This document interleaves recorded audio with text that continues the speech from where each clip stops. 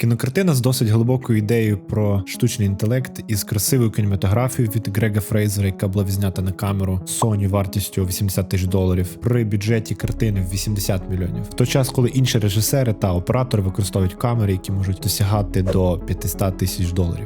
Привіт! Гадаю, що усім вже зрозуміло, про що буде йти в цьому відео. Я хотів саме розібрати та розповісти про стрічку «Творець», яка має досить гарний початок в плані ідеї, яка не обійшлась без певних прогавин, але є щось те, що притягує в цій стрічці, тому менше розмов, давайте перейдемо до самої стрічки.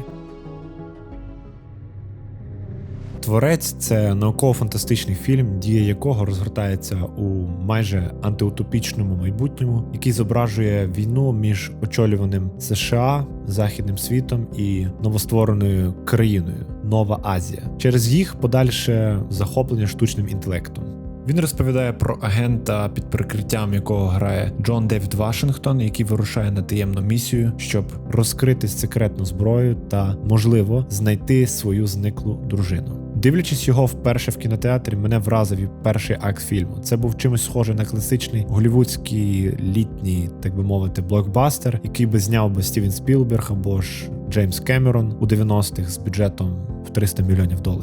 Декорації, художнє керівництво, VFX, звукове оформлення були просто чудовими. Це, певно, один з гідних блокбастерів, які виходили за останні 2 десятиліття. Не один з ідеальних та найкращих, бо він також не обійшовся прогавин, які серйозно в певній мірі впливають на загал картини. А саме певна поверхність сценарію. Сюжет має досить глибокі питання та ідеї. Головна проблема, що він ніяк не розвивається глибше, ніж він є. Історія лишається на поверхні, не пірнаючи до самої глибини ідеї. Він просто трохи вище посередності. Візуальні ефекти приголомшливі. Саме це і стримує усю картину. Він задуманий як епічний, але він повільний у частинах і надто мало виконавців виділяється, не враховуючи Девіда Вашингтона, який зіграв достойно. В певній мірі історія картини не змогла чимось зачепити та відчувалась досить затягнутою та в якійсь мірі віддаленою. Проблема письма з певною логічною послідовністю – це також присутня. Персонажі з'являються з нізвідки, щоб сприяти моменту, який потрібен, без будь-яких підказок, що вони могли б дістатися до місця, де їм потрібно було бути. Інші персонажі будуть переслідувати наших головних героїв на протязі всього сюжету, без будь-яких підказок, що вони мають здатність робити це. Найважливіше, нашим персонажам будуть показані втечі з ситуацій, з якими вони фізично не могли би справитись відповідно до їх встановлених характеристик. Усе це сприяє просуванню сюжету за будь-яку ціну, що в кінцевому підсумку шкодить логічній послідовності у фільмі, а також загальному темпу. Ці проблеми в кінцевому підсумку можуть підірвати їхні подорожі, оскільки їхні висновки будуть виглядати незаслуженими. Вони не виникали від їхніх дій, а скоріше від примусового сюжету. Тематично режисер Едвардс чітко визначає те, що він хоче відобразити. Теми горя та жалю присутні через дії Уокера. Оскільки кожна дія, яку він вчиняє, спонукається всіма втратами у його житті. Еволюція та єдність чітко виражені через різні погляди на шиї в людському суспільстві, що означає для роботів стати частиною людського суспільства і який вплив це має на людей. Усі ці теми переплітаються через зростаючий погляд Уокера, що в кінці кінців призводить до міцного послання, що у всіх в житті є здатність змінюватись, і ми можемо стати міцнішими, ніж ми є на даний момент. Незважаючи на проблеми з написанням, що оточують сюжет, нестійка логіка та поспішне темпування, які негативно впливають на характерні дуги кінокартини. Творець Едвардса пропонує щось дуже неймовірне та чудове, і це його візуальну частину. Не дивлячись на усі негативні аспекти, я просто прошу, погляньте на це.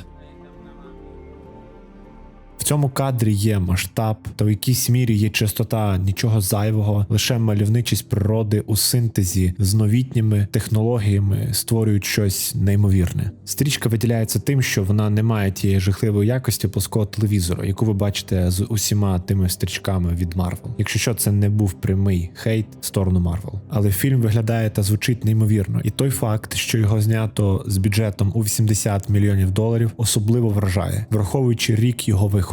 Стилістично цей фільм нагадує суміш Апокаліпсису сьогодні, Дороги, Той, хто біжить по лезу, Акіри та Термінатор судного дня. Вражаючим чином він відтворює естетику усіх цих стрічок. Хотів би зупинитися на одній сцені, яка мене дуже привабила та захопила, і дозволити вам задуматись, як саме вона була знята.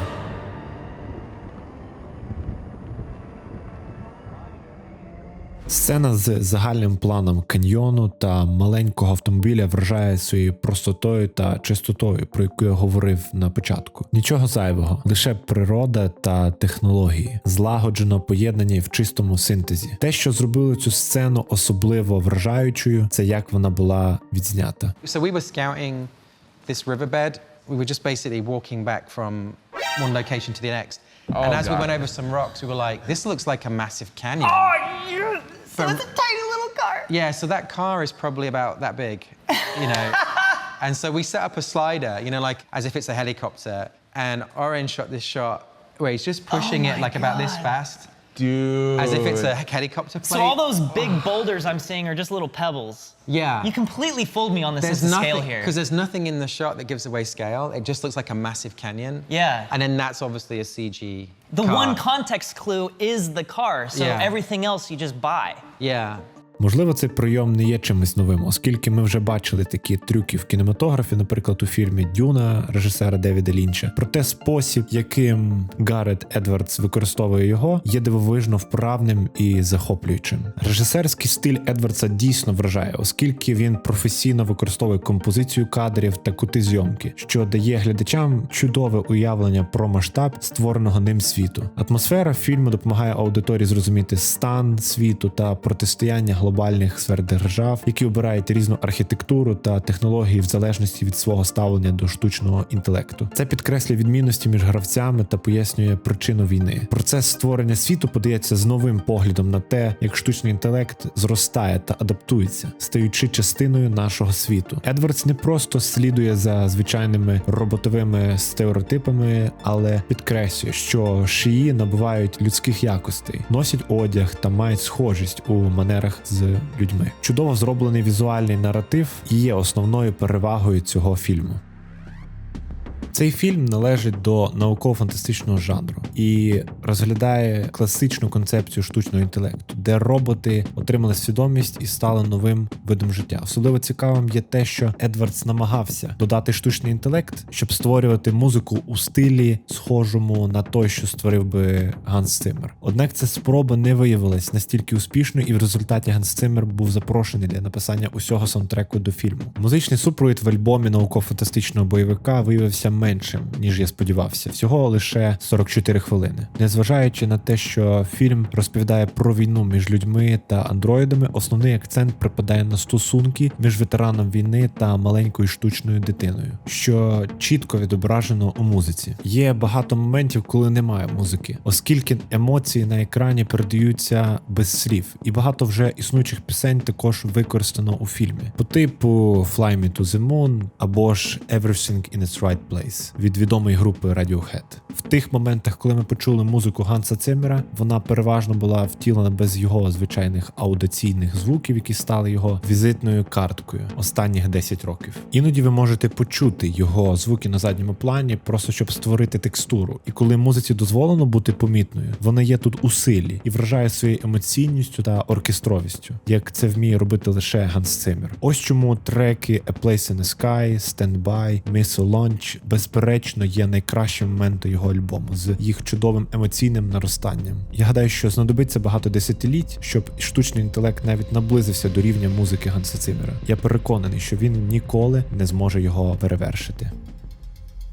Незважаючи на проблеми з написанням історії, які негативно впливають на загальне враження від стрічки «Творець» від Едвардса, фільм пропонує чудовий візуальний досвід і міцну, щиро відчутну динаміку з нашими двома головними героями. Операторська робота від Грега Фрейзера була фантастичною, а Джон Девід Вашингтон чудово зіграв свого героя. Глядачі повністю занурюються в цей добре розроблений світ наукової фантастики, який підійде скоріше всього для досить нішової аудиторії, яка слідкує за роботою оператора Грега Фрейзера, режисерськими роботами Едвардса, або ж обожнює гарну кінематографію та готовий йти лише заради аудіовізуальної частини стрічки. Саме головне, що ми повинні розуміти, що кожна стрічка вона особлива і особиста, тому Можливо, комусь творець може сподобатись у всіх аспектах, і ви будете в неймовірному захваті. Саме в цьому і є щось чудове, те, що створює цей неймовірний досвід при перегляді кінокартин.